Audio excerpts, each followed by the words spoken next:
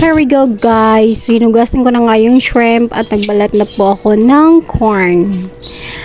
At kahit dalawa lang po, okay na po. At dalawang perasong corn lang yung ginagamit ko. Actually, luto na po siya. Biniboiled ko na siya sa water.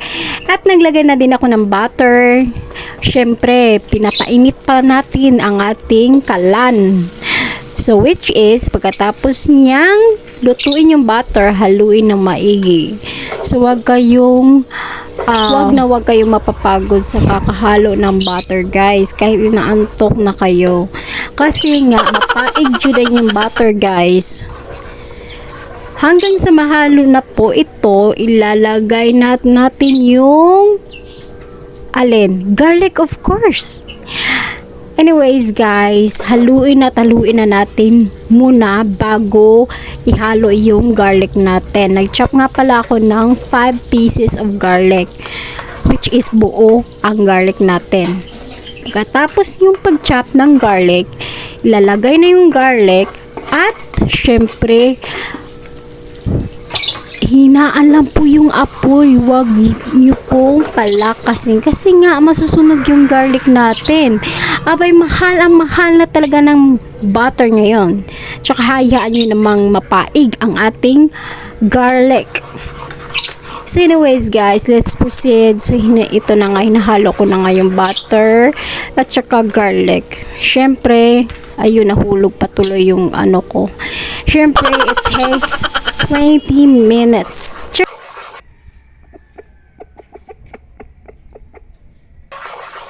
So anyways guys, ito na nga. Pagkatapos natin halu-haluin, be patient lang. Makakain din kayo. Actually, talagsa naman yun ni guys. So, mapaabot yun ta. Dili ta magdali-dali.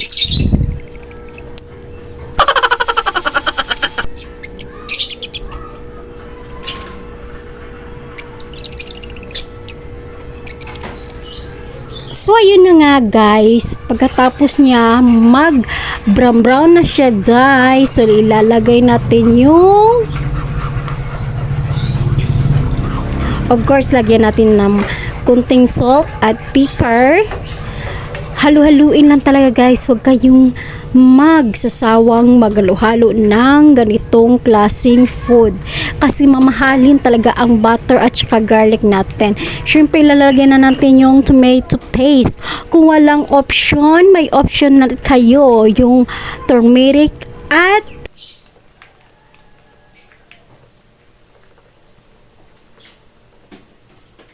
anyways, nilalagay ko na nga yung tomato paste kasi ito lang yung available sa ating store. At saka halu-haluin hanggang sa mag-mixture na siya. So, it takes 5 minutes, I guess. So, talagang halu-haluin nyo lang ng haluin guys. Huwag kayong tamad-tamarin.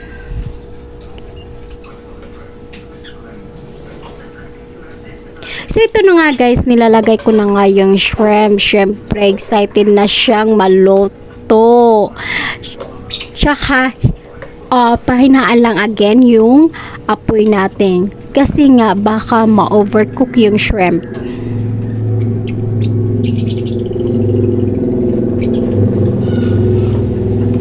At ito na nga guys, lutong-luto na yung tomato paste natin. Yung shrimp, abay hindi pa. Kasi nga, malalaki talaga siya. Actually, kulang yung tomato paste ko.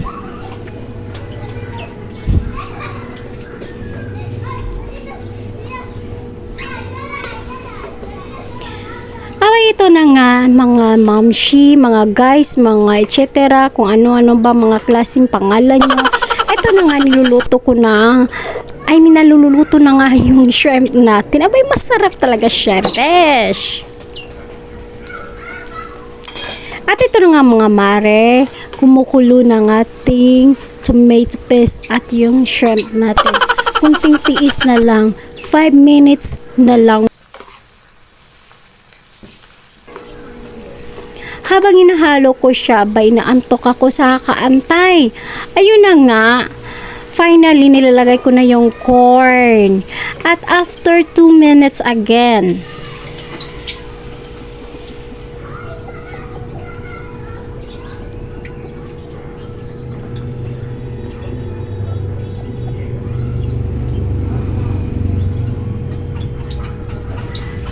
ilagay na po natin yung salt at pepper at syempre dapat taste muna bago natin i-serve. Finally, luto na yung ating buttered shrimp.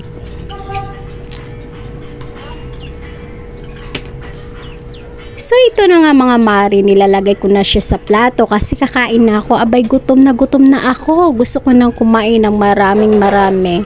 Charot. Set aside po natin yung fried garlic natin. Abay, paborito ko to, guys.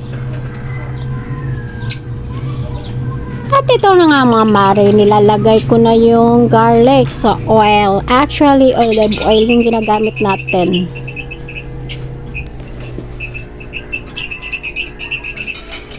Pagkatapos na nga natin lutuin yung fried garlic,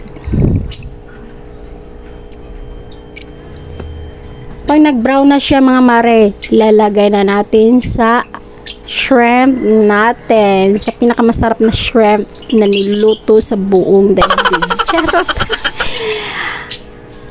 Aba, syempre mga mare, tapos na nga yung luto natin at ayun, kakain naman tayo. Syempre magdasal muna tayo kasi nga kung hindi dahil dito sa food, wala rin nanonood. Charot.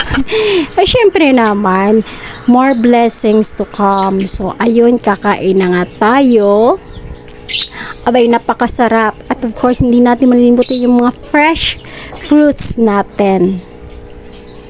Ito nga pala yung mga sobra ko sa halo-halo.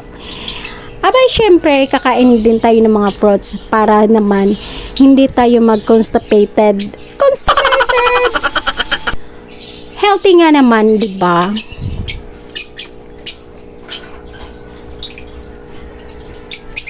Abay, hindi napapaawat yung aso ko dun sa labas.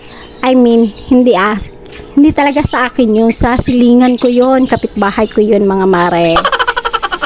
At ito na nga, sarap na sarap akong kumakain. Habang kumakain ako, iniisip ko yung ibang walang kinakain. Sana may kinakain sila.